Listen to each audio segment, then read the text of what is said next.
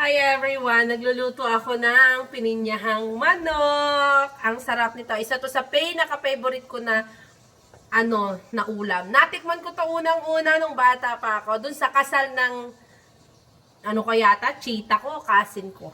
Ay, napakasarap ng luto kaya ito yung naging favorite ko. May pa-storytelling pa tayo. Ang sarap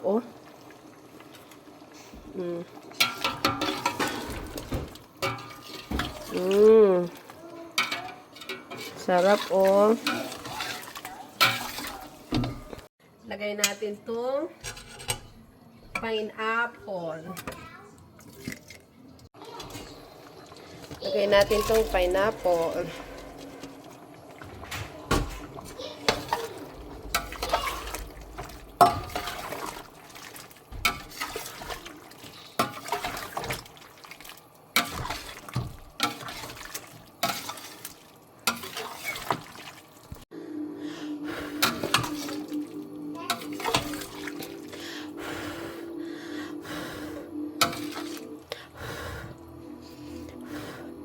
Natin ang sarap. Bismillah.